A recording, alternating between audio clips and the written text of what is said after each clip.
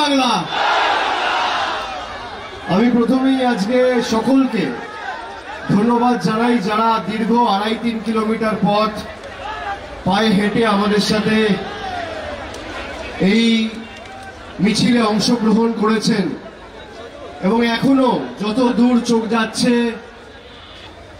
মানুষের মাথা আর মাথা, এবং যেভাবে মানুষ আজকে আমাদের নিজের বাড়ি থেকে বেরিয়ে, কেউ বারান্দা থেকে ছাদে উঠে, বাড়ি থেকে বেরিয়ে রাস্তায় পথ চলতি মায়েরা, দিদিরা, ভাইয়েরা, বোনেরা, সহকর্মী, প্রবীণ, নবীন সবাই আমাদের আজকে ফুল দিয়ে, মায়েরা শঙ্খধ্বনি দিয়ে বরণ করেছেন, ভালোবাসার ঋণে আবদ্ধ করেছেন।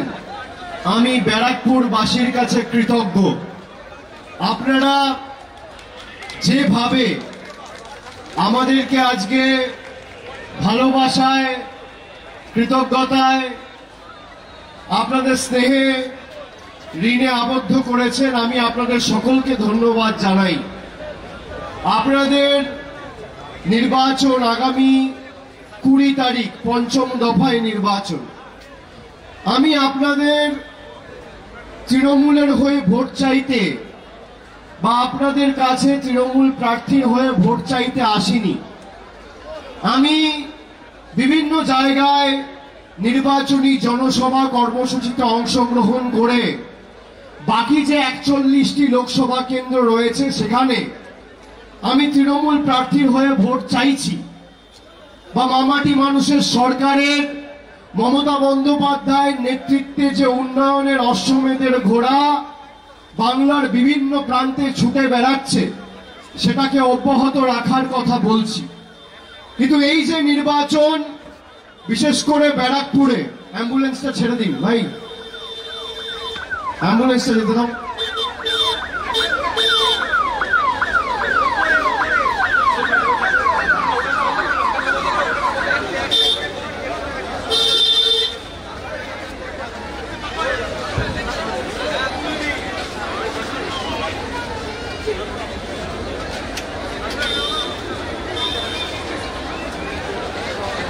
আমি বাকি লোকসভা কেন্দ্রগুলোতে সভা সমিতি করছি। মমতা বন্দ্যোপাধ্যায়ের সার্বিক উন্নয়নের যে জয়যাত্রা 2011 থেকে শুরু হয়েছে সেটা অব্যাহত রাখার কথা বলছি। আপনাদের কাছে খালি আমার একটাই আবেদন থাকবে যে আগামী 20 তারিখ যখন ভোট দিতে যাবেন, খালি চোখ বন্ধ করে 2019 সালের 23শে মে ব্যারাকপুরের বিভিন্ন জায়গায়, নৈহাটি, ব্যারাকপুর, শ্যামনগর, ওদিকে জগদ্দল, ভাটপাড়া, কাকিনাড়ায় বিজেপি জেতার পর কি পরিস্থিতি করেছিল, জল্লাদদের উল্লাস মঞ্চে আমাদের এই ব্যারাকপুরের বিস্তীর্ণ এলাকা জুড়ে ধারাবাহিকভাবে সন্ত্রাস চালিয়েছিল বাংলা দখল করবে বলে। খালি সেই কথাটা মাথায় রাখবেন। বিভিন্ন জায়গায় বম্বিং করা, গুলি চালানো, নৈরাজ্যে পরিণত করা, আর তৎকালীন পুলিশ প্রশাসন ছিল নির্বাচন কমিশনের অধীনে। আমি আপনাদের অনুরোধ করব, আমরা অর্জুন সিংকে দলে নিয়েছিলাম। আপনারা প্রশ্ন করতেই পারেন যে তাহলে আপনারা অর্জুন সিংকে দলে নিলেন কেন? আমরা এটা প্রমাণ করার জন্য দলে নিয়েছিলাম যে অর্জুন সিং এর গায়ে যদি বিজেপির জার্সি আর এমপি পদটা না থাকে, অর্জুন সিং বিড়াল তৃণমূলে ছিল, খাঁচা বন্দী হয়েছিল, ব্যারাকপুরে কোনো জায়গায় কোনো অশান্তি করতে পারেনি। 2022 থেকে 22-23 যে 2 বছর অর্জুন সিং তৃণমূলে ছিল, কোনো জায়গায় কোনো দুর্ঘটনা, কোনো নৈরাজ্য, কোনো গুন্ডামি, রাজানি, গাজোয়ারি, মস্তানি করতে দিইনি। আর যেই বিজেপিতে গেছিল 2019-এর নির্বাচনের প্রাক্কালে, জিতে খুন, বম্বিং, চারিদিকে অশান্তির পরিবেশ তৈরি করেছিল। তৃণমূল, বিজেপি, কংগ্রেস, সিপিএম, নির্দল এসব পরে হবে, আগে মানুষের জীবন, বেঁচে থাকার অধিকার, লড়াইয়ের সংগ্রাম। মানুষ থাকলে সব হবে। আর আমরা বিজেপিকে বাংলা বিরোধী বলেছি, তার কারণ এরা বাংলার কৃষ্টি, সংস্কৃতি, ঐতিহ্য জানে না। 10 দিন আগে দেশের স্বরাষ্ট্রমন্ত্রী অমিত শাহ এসে বাংলায় আমাদের ধমকি দিয়ে গেছিল, বলেছিল সবকো উল্টা করকে লটকা কে সিধা কিয়া যায়গা। আর গত পরশুদিন কি দেখলেন? এই অর্জুন সিং এর ছেলে পবন সিং নরেন্দ্র মোদীর হাতে রবীন্দ্রনাথ ঠাকুরের উল্টো প্রতিকৃতি, উল্টো ছবি, রবীন্দ্রনাথ ঠাকুরকেই উল্টো করে ঝুলিয়ে দিয়েছে। এই কারণে বিজেপিকে আমরা বাংলা বিরোধী বলছি। আমরা বিজেপিকে বাংলা বিরোধী কেন বলছি? ভারতবর্ষের যত রাজ্য রয়েছে একমাত্র বাংলা, যাকে পেটে, যাকে ভাতে মারার পরিকল্পনা, ষড়যন্ত্র বিজেপি করেছে। গরিব মানুষের 100 দিনের টাকা এই বিজেপি সরকার বন্ধ করে রেখেছে। গরিব মানুষের বাড়ির ছাদের টাকা, আবাস যোজনায় প্রায় 8,000 কোটি টাকা এই বিজেপি সরকার বন্ধ করে রেখেছে। জলের টাকা বন্ধ, কলের টাকা বন্ধ, রাস্তার টাকা বন্ধ, সর্বশিক্ষা মিশনের টাকা বন্ধ। সর্বত্র বাংলায় 2021 সালে হেরে যাওয়ার পরে বাংলার টাকা বন্ধ। আমরা এই লোকসভায় 6টা বিধানসভায় জিতেছিলাম, একমাত্র খালি ভাটপাড়া বিধানসভা কেন্দ্রে হেরেছিলাম। আমি ব্যারাকপুরবাসীকে বলবো, আপনি দেখুন তৃণমূল আর বিজেপির মধ্যে পার্থক্য কি। আমরা ভাটপাড়ায় হেরেছি, কিন্তু তাও ভাটপাড়ায় আপনি অনুবীক্ষণ যন্ত্র দিয়ে একটা মহিলা চিহ্নিত করে দেখাতে পারবেন না, যে বলতে পারবে যে এখানে বিজেপি জিতেছে তাই আমি লক্ষ্মীর ভান্ডার পাচ্ছি না। আর অন্যদিকে বাংলায় হেরে গিয়ে নরেন্দ্র মোদীর গরিব বিরোধী, জনবিরোধী বিজেপি সরকার গরিব মানুষের 100 দিনের টাকা বন্ধ করে রেখেছে। এদেরকে এমন ভাবে আগামী 20 তারিখ জবাব দিতে হবে যে মানুষকে ঠকানোর আগে যাতে 10 বছর এরা ব্যারাকপুরের জবাবটা মনে রাখে। আমি আপনাদের বলবো, 10 বছর আগে দেশের প্রধানমন্ত্রী নরেন্দ্র মোদী হবার আগে দেশের পরিস্থিতি কি ছিল আর আজকে দেশের পরিস্থিতি কি, নিজের চোখে দেখে বিচার করুন। যারা দিন আনেন দিন খান, 1 দশক আগে 2014 সালের আগে যারা বলেছিল আচ্ছে দিন আসবে, একটা রান্নার গ্যাসের সিলিন্ডারের দাম ছিল আজ থেকে 10 বছর আগে 400 টাকা। আজকে মোদিজির শাসনকালে সেই রান্নার গ্যাসের একটা সিলিন্ডারের দাম 1000 টাকা। ডিজেলের দাম ছিল 40 টাকা, আজকে ডিজেলের দাম 93 টাকা। পেট্রোলের দাম ছিল 50 টাকা, আজকে পেট্রোলের দাম 100 টাকা। আজকে পাতিলেবুর দাম 180 টাকা কেজি। চা পাতা ছিল 2014 সালে 100 টাকা কেজি, আজকে চা পাতার দাম 280 টাকা কেজি। মুগ মসুরের ডাল ছিল 50, 55, 60 টাকা কেজি, আজকে 160 টাকা, 70 টাকা কেজি। রসুন ছিল 70 টাকা কেজি, আজকে রসুনের দাম 430 টাকা কেজি।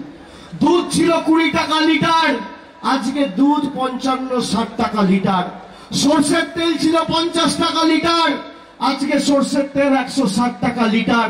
বাজারে একটা ডিম কিনতে যেতেন, একটা ডিমের দাম ছিল 2.5 টাকা, 3 টাকা, আজকে সেই একটা ডিমের দাম 7 টাকা। এই হচ্ছে আজকে দিনের নমুনা। ভারতবর্ষের প্রধানমন্ত্রী গরিব মানুষের টাকা আটকে রেখে দিল্লিতে বাসভবন তৈরি করছে প্রধানমন্ত্রী আর দেশের উপরাষ্ট্রপতির 20,000 কোটি টাকা খরচা করে। আপনি দেখুন, জীবনদায়ী ওষুধ, যে ওষুধের দাম ছিল 200 টাকা, সেই ওষুধের দাম আজকে 5 গুণ বেড়ে 1000 টাকা। সর্বত্র মূল্য বৃদ্ধি। একদিকে মমতা বন্দ্যোপাধ্যায়ের আমাদের মামাটি মানুষের সরকার 1000 টাকা করে লক্ষ্মীর ভান্ডার আমার মায়েদের দিচ্ছে, আর অন্যদিকে নরেন্দ্র মোদীর সরকার আপনাদের কাছ থেকে 1200 টাকায় গ্যাস দিয়ে সেই 1200 টাকাটা নিয়ে দিল্লিতে চলে যাচ্ছে। এই হচ্ছে বিজেপি সরকারের নমুনা। একদিকে দিদি দিচ্ছে আর একদিকে মোদী নিচ্ছে। 10 বছর মোদী সরকার ক্ষমতায়, ভাটপাড়ায় সভা করতে এসছেন সম্মানীয় প্রধানমন্ত্রী। আমি প্রধানমন্ত্রীকে বলেছিলাম যে আপনি 10 বছরে মানুষের জন্য কি কাজ করেছেন তার পুঙ্খানুপুঙ্খ হিসেব আপনি শ্বেতপত্র প্রকাশ করে মানুষের কাছে তুলে ধরুন। আপনারা মানেন যে নির্বাচন কর্মের নামে হওয়া উচিত। আপনারা নির্বাচনে জনপ্রতিনিধি নির্বাচিত করেন জল, কল, রাস্তা, অন্ন, বস্ত্র, বাসস্থান, সামাজিক সুরক্ষা, স্বাস্থ্য, শিক্ষায় উন্নয়নের লক্ষ্যে। সেখানে একটি কথা না বলেও দেশের প্রধানমন্ত্রী বলছে যারা মাছ খায়, যারা ডিম খায়, যারা মাংস খায় তারা দেশ বিরোধী। বলছে আমার সরকার 370 সরিয়েছে তাই আমাকে ভোট দিন, আমার সরকার রাম মন্দির করেছে তাই আমাকে ভোট দিন। আমি যদি আপনাদের বলি ব্যারাকপুরে সবথেকে বড় মন্দির আমি করব, আপনারা ভোট দেবেন? সেই বিতর্কে পা দেবেন না, সেই প্ররোচনায় পা দেবেন না। মন্দির করতে গেলে নির্বাচিত হতে হয় না, মসজিদ করতে গেলে নির্বাচিত হতে হয় না, গুরুদ্বারা করতে গেলে নির্বাচিত হতে হয় না। গরিব মায়ের চোখের জল মোছাতে গেলে আপনাকে নির্বাচিত হয়ে জনপ্রতিনিধির কাজ করতে হয়। আপনি ধর্ম বাড়িতে করবেন, আপনি গুরুদ্বারায় করবেন, মন্দিরে করবেন, মসজিদে করবেন। আমি একজন ব্রাহ্মণ বাড়ির ছেলে, আমি স্বামী বিবেকানন্দর গেরুয়া ধর্মে বিশ্বাস করি, যোগী আদিত্যনাথের গেরুয়া ধর্মে আমি বিশ্বাস করি না। যারা মানুষ মেরে মানুষ প্রেমের কথা বলে সেই 2 নম্বরই বিজেপির ধর্মে বিশ্বাস করি না, আমি কর্মে বিশ্বাস করি। আমরা বিশ্বাস করি বৈচিত্র্যের মধ্যে একতার মূল মন্ত্রে। নানা ভাষা, নানা মত, নানা পরিধান, বিবিধের মাঝে দেখো মিলন মহান। একদিকে আমরা বলছি সমাজকে এক করে, মানুষকে ঐক্যবদ্ধ করে সমাজকে আরো শক্তিশালী করব, আর একদিকে বিজেপি বলছে ডিভাইড অ্যান্ড রুল। কালকে অমিত শাহ শ্রীরামপুরে সভা করতে এসছেন, সেখানে বলেছেন দুর্গাপুজোয় মমতা বন্দ্যোপাধ্যায় নাকি ছুটি দেয় না। 5 বছর আগে এসে বলতো বাংলায় দুর্গাপুজো হয় না, আর এখন এসে বলছে দুর্গাপুজোয় ছুটি দেয় না। গত বছর 2023 সালে সপ্তমী ছিল 20 তারিখ, আর আমাদের সরকার ছুটি দিয়েছিল 18 তারিখ থেকে 27 তারিখ, 10 দিন। আমি অমিত শাহকে বলবো যে আপনি 17টা রাজ্যে ক্ষমতায় রয়েছেন, আপনি যদি দেখাতে পারেন বাংলার থেকে বড় ভাবে আপনি দুর্গাপুজো কোন রাজ্যে পালন করতে আপনার কোন রাজ্য সরকার সদর্থক ভূমিকা পালন করেছে, বা আমরা 10 দিন ছুটি দিয়েছি আপনি তার জায়গায় কোন রাজ্য সরকারে আপনার কোন মুখ্যমন্ত্রী 11 দিন ছুটি দিয়েছে, আমি রাজনীতিতে পা রাখবো না, এত বড় কথা বলে দিয়ে যাচ্ছি। আপনারা এই অমিত শাহের দল যখন মমতা ব্যানার্জি আমাদের সরকার দুর্গাপুজোর প্রসার ঘটানোর জন্য ক্লাব কমিটিগুলোকে 50,000 টাকা দিয়ে সাহায্য করে, তখন সিপিএম এর সাথে হাত মিলিয়ে কলকাতা হাইকোর্টে গিয়ে পিল করে, মামলা করে, সেই টাকা আটকানোর চেষ্টা করে। বাংলাকে যারা ভাতে মেরেছে, বাংলার মর্যাদা সম্মান যারা ক্ষুণ্ণ করেছে, 10 বছর বাংলার মানুষকে নিপীড়িত, বঞ্চিত, অত্যাচারিত, শোষিত করে রেখেছে, আগামী 20 তারিখ তাদের কড়ায় গন্ডায় জোড়া ফুলের পাশের বোতামটা টিপে দিল্লি ভূমিকম্প করে প্রমাণ করতে হবে এই গণতন্ত্রে, এই সমাজে কোন রাজনৈতিক নেতা প্রধানমন্ত্রী নয়, মানুষ শেষ কথা বলে। আপনাদের যেভাবে ঠকিয়েছে, আপনারা এক বুক আশা আকাঙ্ক্ষা স্বপ্ন নিয়ে ভোট দিয়েছিলেন যে সত্যি আছে দিন আসবে। তারপর কি দেখলেন? সবাইকে বলেছিল 15 লাখ দেবো, কেউ পেয়েছেন 15 লাখ? বলেছিল 2 কোটি বেকারের বছরে চাকরি হবে, 10 বছর বিজেপি ক্ষমতায় 20 কোটি বেকারের চাকরি হওয়ার কথা হিসেব অনুযায়ী। আপনি দেখান এই ব্যারাকপুরের বিস্তীর্ণ এলাকা জুড়ে যে 2000 বুথ রয়েছে, একটা বুথে যদি দেখাতে পারেন যে অর্জুন সিং যতদিন বিজেপিতে ছিল আর সাংসদ ছিলেন, অর্জুন সিং এর তৎপরতায় উদ্যোগে ভারতবর্ষের প্রধানমন্ত্রী, স্বরাষ্ট্রমন্ত্রী, স্বাস্থ্যমন্ত্রী, শিক্ষামন্ত্রী, শিল্পমন্ত্রী, প্রতিরক্ষা মন্ত্রী একদিনের জন্য একটা উন্নয়নমূলক পর্যালোচনা বৈঠক করেছে। 5 বছরে আমি রাজনীতি করব না, তৃণমূলের হয়ে ভোট চাইতে আসবো না, এটাও আপনাকে বলে দিচ্ছি। অন্যদিকে প্রতি 2 মাস 2.5 মাস অন্তর অন্তর আমরা দুয়ারে সরকার করে মানুষের কাছে পরিষেবা পৌঁছে দিয়েছি। এবার আমাদের প্রার্থী পার্থ ভৌমিক, নৈহাটির বিধায়ক, ভূমিপুত্র, আপনারা তাকে দীর্ঘদিন ধরে চেনেন, মমতা বন্দ্যোপাধ্যায়ের দীর্ঘদিনের সৈনিক, সতীর্থ, আগামী দিনের ব্যারাকপুর লোকসভার সাংসদ। আমি আপনাদের অনুরোধ করব যে ব্যারাকপুরের মাটিকে আর কেউ অশান্ত হতে দেবেন না। এই মাটি শান্তির মাটি, সম্প্রীতির মাটি, একতার মাটি, বাংলার মাটি, উন্নয়নের মাটি, ভ্রাতৃত্বের মাটি। এই মাটি প্রগতির মাটি। বিভাজনের রাজনীতি করে, বৈষম্যের রাজনীতি করে, বিচ্ছিন্নতাবাদী রাজনীতি করে যদি কেউ সমাজকে ভাগ করতে চায়, তাদেরকে উচিত শিক্ষা আমাদের দিতে হবে। আপনারা দেখেছেন সন্দেশখালী করে যে রাজনৈতিক দল গলা ফাটিয়েছিল, আজকে সন্দেশখালীর ভিডিও জনসমক্ষে চলে এসছে। বিজেপির মন্ডলের সভাপতি গঙ্গাধর কয়াল তিনি বলছেন সন্দেশখালীতে কোনো ধর্ষণের ঘটনা ঘটেনি।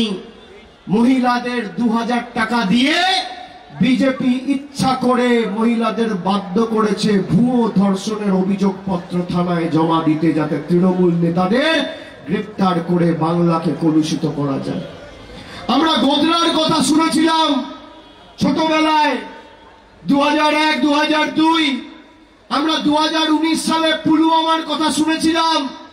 সেখানে বিজেপি যাকে রাজ্যপাল নিয়োগ করে জম্মু কাশ্মীরে পাঠিয়েছিলেন, পুলওয়ামা যখন হয়েছিল তদানীন্তন জম্মু কাশ্মীরের গভর্নর সত্যপাল মালিক তিনি বলছেন মোদী সরকারের কাছে আগাম খবর ছিল, তাও মোদী সরকার ব্যবস্থা নেয়নি। তার কারণ মোদী সরকার চেয়েছিল এই 40 জন সেনার লাশের উপর দাঁড়িয়ে বিজেপির হয়ে ভোট চেয়ে দ্বিতীয়বার ক্ষমতা দখল করবে। মানুষ আজকে বুঝতে পারছে। আর আমরা চোখে কি দেখছি যে যেই সন্দেশখালীতে আপনারা সন্দেশখালী করে গলা ফাটিয়েছিলেন, সেই সন্দেশখালীতে কোনো ধর্ষণ হয়নি, এক বিন্দু রক্ত ঝরেনি। বাংলাকে কলুষিত, কলঙ্কিত আর বাংলার মায়েদের সম্ভ্রম দিল্লির বুকে আপনারা 2000 টাকার বিনিময়ে বেচে দিয়েছেন। 5, 10টা 15টা ভোটই তো কম পাবেন। রাজনৈতিক লড়াই তো আমরাও লড়ছি। তৃণমূলকে আক্রমণ করতে গিয়ে এরা বাংলাকে ছোট করেছে। যারা নিজেদের রাজনৈতিক স্বার্থে বাংলাকে ছোট করে মহিলাদের সম্ভ্রম 2000 টাকায় দিল্লিতে বিক্রি করে, তারা বাংলার উন্নয়ন করবে। যারা বাংলার গরিব মানুষের আবাসের টাকা আটকে রাখে, তারা বাংলার উন্নয়ন করবে। যারা বাংলায় লক্ষ্মীর ভান্ডার আটকাতে চায়, তারা বাংলার উন্নয়ন করবে। যারা বাংলার 1,65,000 কোটি টাকা বকেয়া পাওনা আটকে রাখে, তারা বাংলার উন্নয়ন করবে। আমি আপনাদের জিজ্ঞেস করতে চাই, 20 তারিখ আপনারা ভোটাধিকার প্রয়োগ করবেন। গরম বাড়লে, বৃষ্টি পড়লে ছাতা নিয়ে যাবেন। কথায় আছে না, সেকড়া ঠুকঠাক কামারের একঘা, 100 সোনার কি 1 লোহার কি। 5 বছর ধরে আপনাকে অত্যাচারিত, বঞ্চিত করে রেখেছে। রিমোট কন্ট্রোলের মতো বাংলার মানুষের জীবনে অত্যাচার, আক্রমণ নামিয়ে এনেছে এই জনবিরোধী মোদী সরকার। কখনো জিএসটি, কখনো আবাসের টাকা বন্ধ, কখনো নোটবন্দি, কখনো 100 দিনের গরিবের টাকা বন্ধ। এবার মাথায় রাখতে হবে, মোদিজির কাছে রিমোট কন্ট্রোল থাকলে আপনার কাছেও ইভিএম এর বোতাম আছে। আপনি ইভিএম এর বোতামটা টিপবেন, আর আগামী দিন বিজেপি নেতাদের ভবিষ্যৎ অন্ধকার হয়ে যাবে। গণতন্ত্রে কোনো বড় নেতা শেষ কথা বলে না, শেষ কথা সাধারণ মানুষ বলে। আপনার একটা ভোটের যা ক্ষমতা, কারোর ক্ষমতা নেই। আপনি চেয়েছেন বলে কেউ প্রধানমন্ত্রী হয়েছে, কেউ বিধায়ক হয়েছে, কেউ সাংসদ হয়েছে, কেউ মুখ্যমন্ত্রী হয়েছে, কেউ কেন্দ্রীয় মন্ত্রী হয়েছে, কেউ রাষ্ট্রপতি হয়েছে, কেউ রাজ্যপাল হয়েছে। আপনি যদি না চান, কারোর কোনো ক্ষমতা নেই। এদের ঔদ্ধত্য, দম্ভ, অহংকার রাস্তায় নামিয়ে চূর্ণ বিচূর্ণ করতে মানুষের 5 মিনিটের বেশি সময় লাগবে না।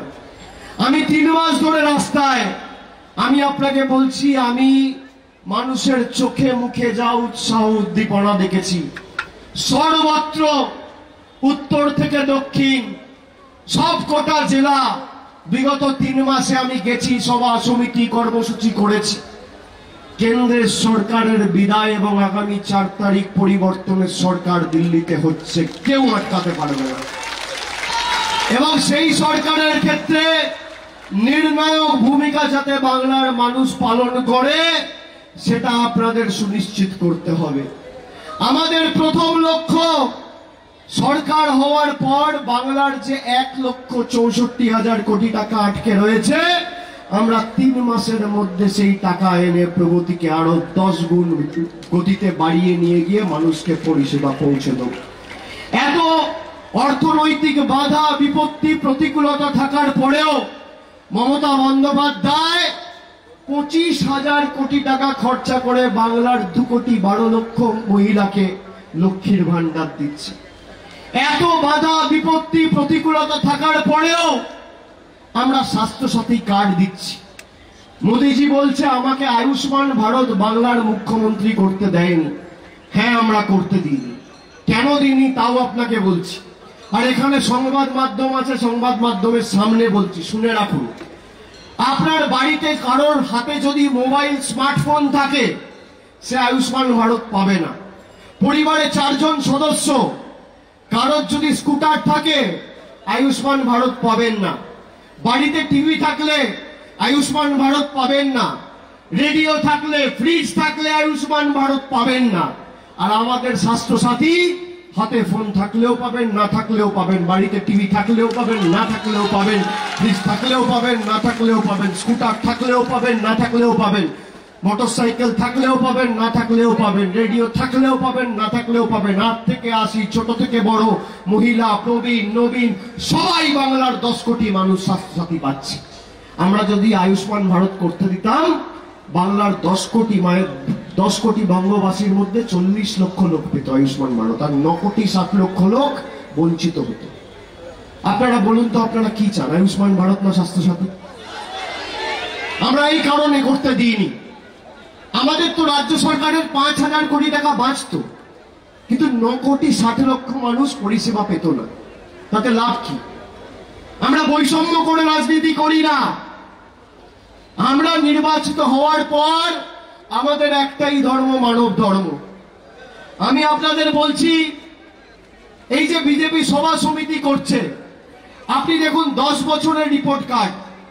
আপনারা বলুন তো, যারা আজকে আমাদের সভা দেখছেন শুনছেন, খালি আমাকে একটা কথা বলুন, মোদিজি 10 বছর ক্ষমতায়, মোদিজির রিপোর্ট কার্ড নিয়ে আসা উচিত হ্যাঁ কি না? যে 10 বছর আমি বাংলার জন্য কি করেছি, ব্যারাকপুরের জন্য কি করেছি, মানুষকে জবাবদিহি করা উচিত হ্যাঁ কি না? উচিত হ্যাঁ কি না? আমাদের রিপোর্ট কার্ড আমি তৈরি করে নিয়ে এসেছি। আজকে 15 তারিখ, 20 তারিখ ভোট, 18 তারিখ অব্দি প্রচারের সময় রয়েছে। আমি এই সভা থেকে চ্যালেঞ্জ করে যাচ্ছি, বিজেপির ছোট বড় মাঝারি যারা রয়েছে, নেতা কর্মী সমর্থক যারা রয়েছে, একটা মঞ্চ ঠিক করুন, জায়গা ঠিক করুন, আপনারা ঠিক করুন। আমাকে 2 ঘন্টা আগে বলবেন, আমি আমার রিপোর্ট কার্ড নিয়ে আসবো, আপনি আপনার রিপোর্ট কার্ড নিয়ে আসুন। 10 বছরে মোদী সরকার কি করেছে ব্যারাকপুরের জন্য, জগদ্দলের জন্য, নোয়াপাড়ার জন্য, নৈহাটির জন্য, আর আপনি কি করেছেন? 10 বছরে আপনি কি করেছেন, আর 10 বছরে আমাদের সরকার কি করেছে? একদিকে আপনি থাকবেন, একদিকে আমি থাকবো। তথ্য পরিসংখ্যানকে সামনে রেখে লড়াই হোক, মানুষ দেখুক কার জন্য কে কি করেছে। 10 পয়সা একটা উন্নয়ন নিয়ে আসেনি, উল্টে চটকলগুলো খোলার কথা বলেছিল। আজকে জুটের ব্যাগের অর্ডার কেন্দ্র সরকার বন্ধ করে দিয়েছে। এই অর্জুন সিং প্রতিবাদ জানিয়ে পীযূষ গোয়েলকে 2022 সালে চিঠি লিখেছিল যে আপনাদের সরকারের জনবিরোধী নীতির কারণে চটকলগুলো বন্ধ হয়ে যাচ্ছে। কেন্দ্র সরকার জুটের ব্যাগের অর্ডার কমিয়ে দিচ্ছে, প্রায় দিচ্ছে না। আজকে শ্রমিকগুলোকে ভাতে মারার চেষ্টা। আজকে ভাবুন তো কিভাবে আমাদের সমাজকে অশান্ত করার চেষ্টা করেছে এই বিজেপি। আমরা এমনি এমনি বাংলা বিরোধী বলছি না, রবীন্দ্রনাথ ঠাকুরের ইতিহাস জানে না।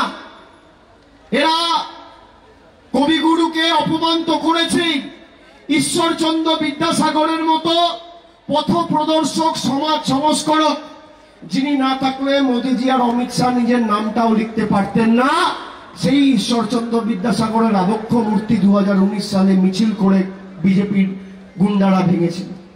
স্বামী বিবেকানন্দকে এদের সভাপতি বলছে অজ্ঞ বামপন্থী প্রোডাক্ট। আপনি ভাবুন কত দুঃসাহস, কি অবস্থা এদের। এখানেই থেমে নয়, তারপর সন্দেশখালী যে বাংলার মায়েদের সম্মান নষ্ট করে 15-20টা ভোটের জন্য বাংলাকে সারা দেশের কাছে ছোট করব। সেই কারণে আমরা বিজেপিকে বাংলা বিরোধী বলছি। আপনারা মানেন এই বিজেপি বাংলা বিরোধী? হাত তুলে বলুন, হাত তুলে বলুন। দেশের মধ্যে একমাত্র বাংলা যার 100 দিনের কাজের ক্ষেত্রে কেন্দ্র সরকারের বরাদ্দের সংখ্যা হচ্ছে এত বড় একটা গোল্লা, শূন্য, 1 পয়সা দেয়নি 3 বছরে। আমাদের পয়সা লাগবে না। আমি আপনাদের বলছি এই সরকারের পতন, অহংকারী সরকারের পতন সময়ের অপেক্ষা। আর আমি আপনাদের বলার আগে একটা ছোট্ট গল্প বলে শেষ করব, একটা ছোট্ট গল্প বলে শেষ করব। অনেকক্ষণ ধরে লোকজন রয়েছে, আমরা সভা বেশিক্ষণ চালাবো না। আমি একটা 2 মিনিট ছোট্ট গল্প বলে শেষ করব যে আপনারা বিজেপির হাতে ক্ষমতা দিয়েছেন আর বিজেপি আপনাদের পাতে ভাতে আঘাত করেছে। যার ভোটে নির্বাচিত হয়েছে তার টাকাই বন্ধ করেছে। একটা জঙ্গলে একজন মুনি থাকতো, আর জঙ্গলে স্বাভাবিকভাবে জন্তু জানোয়ার, পোকা মাকড়, সাপ ব্যাঙ সবকিছুই থাকে। তো একজন সাধু বাবা থাকতো। সেই জঙ্গলে একটা ছোট্ট নেংটি ইঁদুর ছিল। এবার নেংটি ইঁদুরটা একটা গাছের তলায় ছোট্ট একটা নিজের ঘর টাইপের বানিয়ে সেখানেই থাকতো। তার খুব ভয়, সকাল বিকেলে বেরোলে কখনো সাপ তাড়া করছে, কখনো বাজ পাখি ঠোকর মারছে, কখনো চিল এসে ঠুকরে যাচ্ছে। এবার একদিন নেংটি ইঁদুরটার খুব খিদে পেয়েছে। সকালবেলা তার বাসা থেকে বেরিয়ে খাবারের সন্ধানে জঙ্গলে ঘুরে বেড়াচ্ছে। এমন সময় একটা সাপ তাড়া করেছে। ছুটতে ছুটতে ছুটতে ছুটতে নেংটি ইঁদুরটা গিয়ে সাধু বাবার কোলে উঠে বসেছে। সাধু বাবা ধ্যানে মগ্ন, চোখ খোলে না। 3 ঘন্টা 4 ঘন্টা পর সাধু বাবা চোখ খুলেছে, দেখছে কোলের উপর একটা নেংটি ইঁদুর বসে। তো সাধু বাবা জিজ্ঞেস করলো, কি হলো বাছা, কি চাই তোমার? এতক্ষণ ধরে তুমি বসে রয়েছো। তো নেংটি ইঁদুরটা বলছে, সাধু বাবা আমি তো ছোট্ট, খাবারের সন্ধানে আমি যখন বেরোই কখনো আমাকে সাপ তাড়া করছে, কখনো চিলে এসে ঠোকর মারছে, কখনো আমাকে অন্য কোনো বিড়াল তাড়া করছে। তুমি আমাকে বিড়াল বানিয়ে দাও না, তাহলে আর আমাকে ইঁদুর তাড়া করতে, তাহলে আর আমাকে সাপ তাড়া করতে পারবে না, তাহলে আর আমাকে চিলে এসে ঠোকর মারতে পারবে না, তাহলে আর বাজ পাখিতে এসে ঠোকর মারতে পারবে না। তো সাধু বাবা বলল ঠিক আছে। সাধু বাবা বলল তোমাকে আমি ইঁদুর থেকে বিড়াল বানিয়ে দেবো। সাধু বাবা সঙ্গে সঙ্গে দৈব শক্তি প্রয়োগ করে মন্ত্র জল ছিটিয়ে ইঁদুরটাকে বিড়াল বানিয়ে দিল। এবার বিড়ালটা খুব খুশি, জঙ্গলে বেরিয়েছে। এবার দেখছে আর তো সাপ তাড়া করছে না, খাবারের সন্ধানে বেরিয়েছে। হাঁটতে হাঁটতে হাঁটতে হাঁটতে একদিন দেখছে একটা জায়গায় গিয়ে একটা জলাশয়ের সামনে 3টে কুকুর বসে আছে। আর কুকুরগুলো যেই বিড়ালটাকে দেখেছে বলছে, তোর এত বড় সাহস, তুই আমাদের জায়গায় এসছিস, আমাদের ডেরায়, আবার আমাদের খাবার নিয়ে গিয়ে নিজে খাবি? বিড়ালটা খুব ভয় পেয়ে গেছে, সঙ্গে সঙ্গে আবার ছুটতে ছুটতে ছুটতে ছুটতে গিয়ে সাধু বাবার কোলে উঠে বসেছে। সাধু বাবা আবার চোখ খুলেছে, দেখছে বিড়ালটা কোলের উপর উঠে বসে পড়েছে। তো সাধু বাবা জিজ্ঞেস করছে, কি হলো বাছা, তোমাকে এই তো তুমি ছিলে নেংটি ইঁদুর, তোমাকে বিড়াল করলাম, তুমি আবার এসে আমার কোলের উপর বসে পড়েছো? তো বিড়ালটা বলছে, সাধু বাবা আমি তো জানতাম না, দেখছি কুকুর আছে, আমাকে তো আজকে 3টে কুকুর প্রাণে দাঁড়া করেছিল, আমি তো কোনো রকম ছুটতে ছুটতে দৌড়াতে দৌড়াতে এখানে এসেছি, নইলে তো আজকে মরেই যেতাম। তো সাধু বাবাটা বাবুন বলেছে, ঠিক আছে তুমি কি চাও? বলছে, আপনি আমায় কুকুর করে দিন, তাহলে আর কুকুর আমাকে ভয় দেখাতে পারবে না। সাধু বাবা বললো, ঠিক আছে তোমার আমি কুকুর করে দেবো। আবার সঙ্গে সঙ্গে সাধু বাবা দৈব শক্তি প্রয়োগ করে মন্ত্র জপ করে জল ছিটিয়ে মাথায় হাত দিয়ে বিড়ালটাকে কুকুর করে দিল। কুকুর খুব খুশি, কুকুর সব জায়গায় যাচ্ছে, বিড়ালকে তেড়ে বেড়াচ্ছে, ইঁদুরকে তেড়ে বেড়াচ্ছে, ঘুরতে ঘুরতে সব জায়গায় যাচ্ছে, কারোর মুখ থেকে খাবার ছিনিয়ে নিয়ে চলে আসছে। হঠাৎ 1 মাস পর নাচতে নাচতে আর একটা জলাশয়ের সামনে একটা গাছ রয়েছে, সেখানে বিশ্রাম নিচ্ছে। হঠাৎ করে দেখছে পিছন থেকে একটা বাঘ হেঁটে আসছে। কুকুরটা খুব ভয় পেয়ে গেছে। বাঘ এসে কুকুরটাকে বলছে, তুই জানিস না আমি জঙ্গলের রাজা, তোর এত ক্ষমতা এত সাহস, তুই আমার ডেরায় এসে আমার এখানে বসে রয়েছিস? জঙ্গলের রাজা বাঘ তুই জানিস না, তোকে আজকে আমি খেয়েই ফেলবো বলে বাঘটা তাড়া করেছে। যেই তাড়া করেছে কুকুরটা আবার ছুটতে ছুটতে ছুটতে ছুটতে গিয়ে সাধু বাবার কোলে উঠে বসে পড়েছে। এবার সাধু বাবা জিজ্ঞেস করছে, তোমার কি এখনো স্বাদ মেটেনি? তুমি আর কি চাও বাছা? তুমি ছিলে নেংটি ইঁদুর, তোমাকে বানালাম বিড়াল, তারপর বানালাম কুকুর, আবার তুমি এসছো। বলে, সাধু বাবা আমি তো জানতাম না জঙ্গলের রাজা বাঘ, আজকে তো আমাকে বাঘ প্রায় হালু করে খেয়েই নিত, আমি তো বাঘের পেটে চলে যেতাম, কোনোভাবে বেঁচে তোমার কাছে এসছি, তুমি আমাকে বাঘ করে দাও, আমি আর কোনোদিন তোমার থেকে কিচ্ছু চাইবো না। তুমি ভেবে কথা বলো। সাধু বাবা বলছে, তুমি আর কিছু চাইবে না তো? বলছে, না, আমাকে শেষবারের মতো তুমি দৈব শক্তি প্রয়োগ করে মন্ত্র জপ করে তুমি আমাকে কুকুর থেকে বাঘ করে দাও, আমি আর কিচ্ছু চাইবো না। সাধু বাবা বললো, ঠিক আছে। সাধু বাবা আবার নিজের দৈব শক্তি ক্ষমতা প্রয়োগ করে মন্ত্র পড়ে জল ছিটিয়ে মাথায় হাত দিয়ে কুকুরটাকে বাঘ করে দিল। বাঘ আনন্দে আত্মহারা, যেখানে যাচ্ছে দেখছে সব পালিয়ে যাচ্ছে লেজ গুটিয়ে বাঘকে দেখে। কুকুর হোক, বিড়াল হোক, শিয়াল হোক, নেকড়ে হোক, যে হোক, সব পালাচ্ছে। সাপ ব্যাং যারা আসছে সামনাসামনি কেউ আসার সাহস পাচ্ছে না। বাঘটা খুব আনন্দিত। বাঘ ভাবছে, আমি তো আজকে বাঘ হয়েছি, আমার তো কোনো অসুবিধা নেই, কিন্তু আমি তো ছিলাম ইঁদুর, সাধু বাবা আমায় বাঘ করেছে, আমাকে যদি আবার এই সাধু বাবাটা ইঁদুর করে দেয়, আগে সাধুটাকে খেতে হবে, আগে সাধুটাকে খেতে হবে। বাঘটা 15 দিন বাঘ হওয়ার পর হঠাৎ করে বুঝতে পেরেছে এই সাধুটাকে না মরলে আবার এই সাধুটা আমাকে ইঁদুর করে দেবে। তাই সাধুটাকে একদিন বাঘটা খেতে গেল। সাধু বাবা ধ্যান করছে, হঠাৎ করে চোখ খুলে দেখছে বাঘটা তেড়ে আসছে। সাধু বাবা দৈব শক্তি প্রয়োগ করে বাঘটাকে থামিয়েছে। বলছে, নির্লজ্জ, অকৃতজ্ঞ, মূর্খ, তুই আমার জন্য ছিলিস নেংটি ইঁদুর, তোকে আমি বিড়াল করলাম, কুকুর করলাম, বাঘ করলাম, এখন তুই আমায় খেতে আসছিস? তুই ছিলিস নেংটি ইঁদুর, আবার তোকে মন্ত্র জপ করে এনে নেংটি ইঁদুর করে দিলাম বলে জল ছিটি আবার নেংটি ইঁদুর করে দিলাম।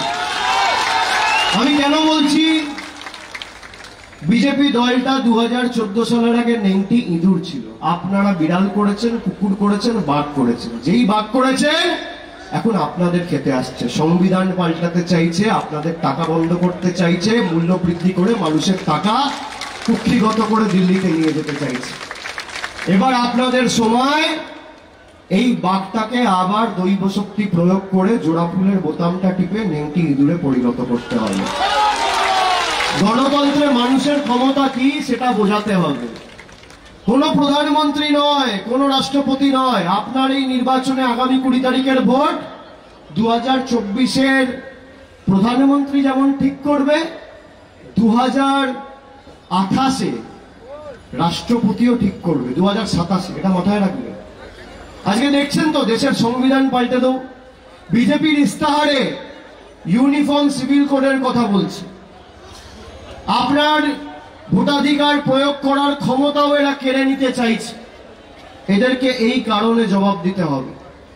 যাদের হাতে 300 জন সাংসদ ছিল তারা পারত না মূল্যবৃদ্ধি নিয়ন্ত্রণে এনে 400 টাকার রান্নার গ্যাস 400 টাকায় রাখতে? তারা পারত না গরিব মানুষের, বাংলার 60 লক্ষ মানুষের বাড়ির ছাদের ব্যবস্থা করতে? প্রধানমন্ত্রী বলেছিল আমি কালো টাকা ধ্বংস করব 50 दिन देना, अगर 50 दिन में काला धन खत्म नहीं कर पाया तो जो सजा आप देंगे, जिस चौराहे पे ले जाके मुझे सजा देंगे, मुझे मंजूर है।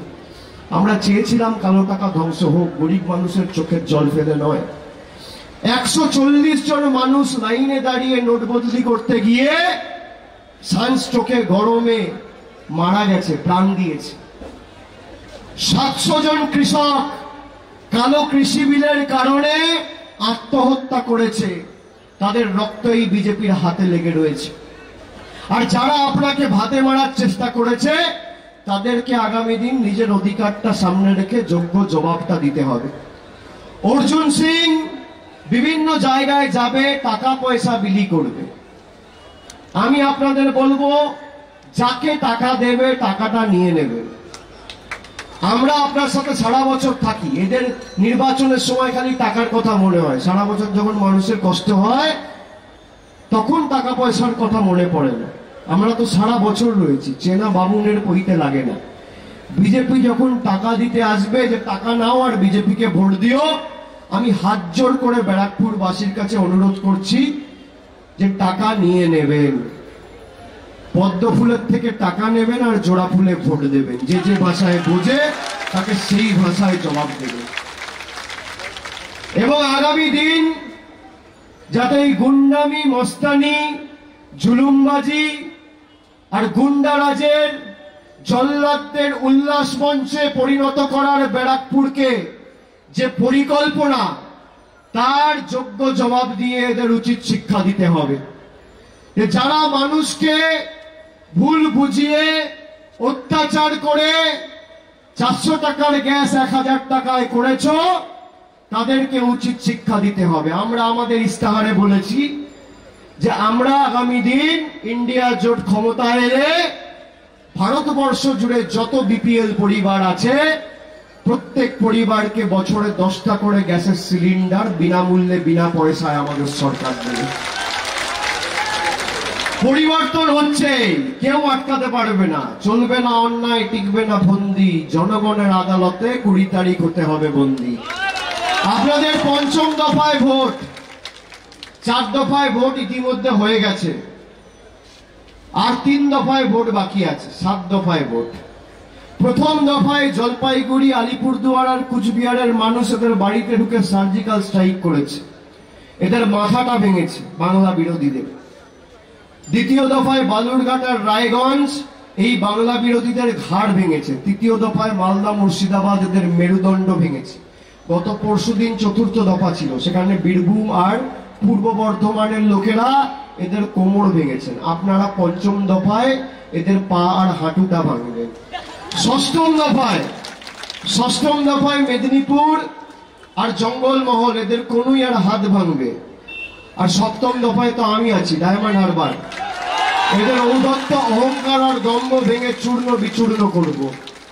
যারা মানুষকে ঠকিয়েছে না, আপনি দেখবেন কি অবস্থা হয়, এদের কি পরিণতি হয়। অমিত শাহ এসে 5 বছর কি করেছি বলেনি? বাঙ্গাল মে দিদি দুর্গা পূজা মে ছুটি নেই দেতা है, সেই জন্য বিজেপিকে ভোট করে। আপনি ভাবুন কি নির্লজ্জ।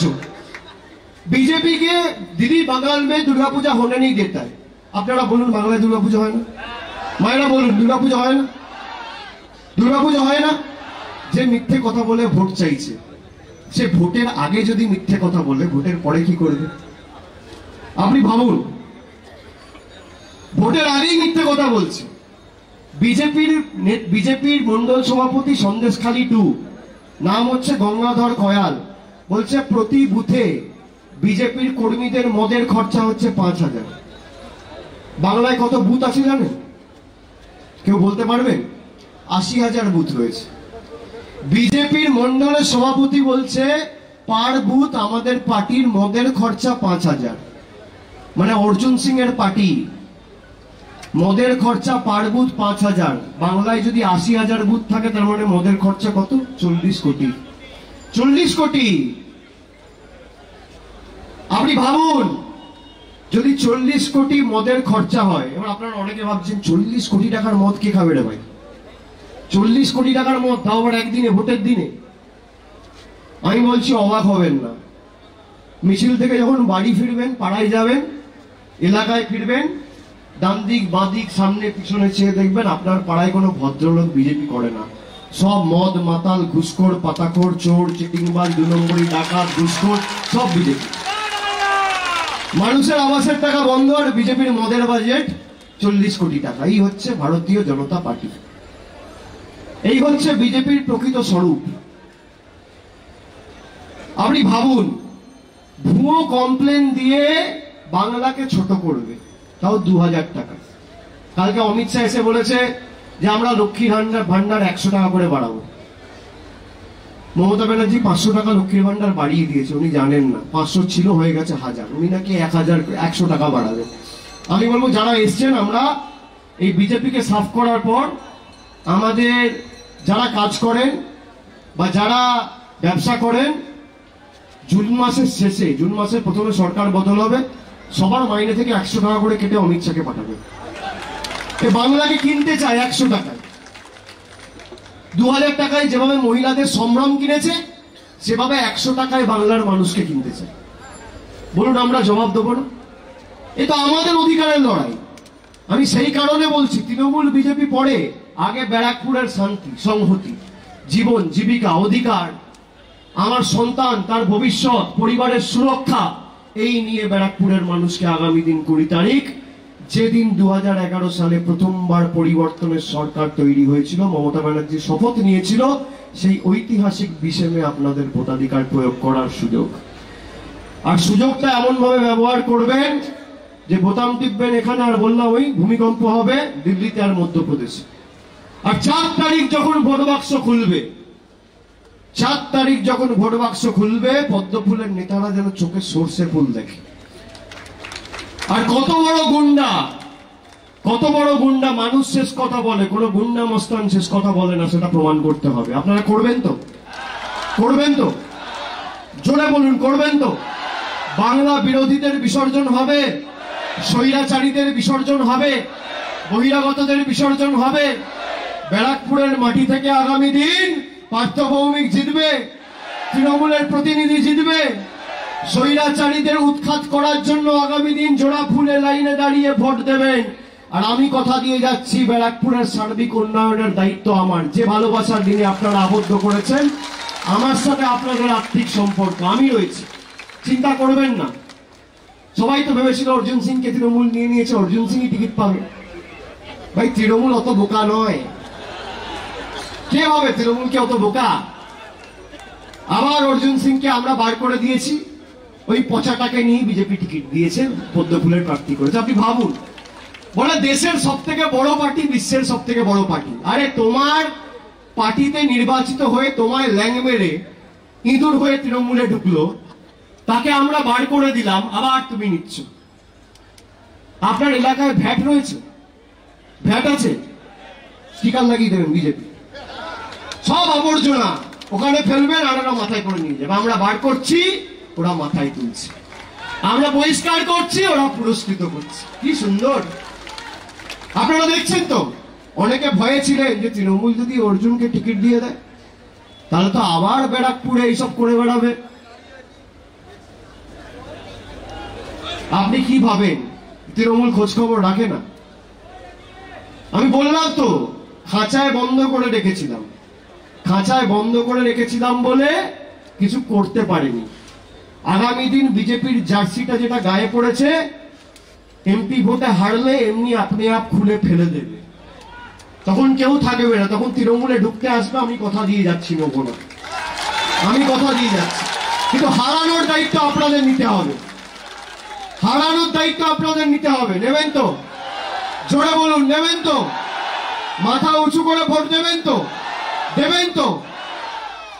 সারা জীবনের জন্য ব্যারাকপুরকে যারা কলঙ্কিত করেছিল, সেই কলঙ্কগুলোকে বিসর্জন দিয়ে ব্যারাকপুরের শান্তি, সভ্যতাকে বজায় রাখতে হবে, সম্প্রীতি অক্ষুণ্ণ রাখতে হবে।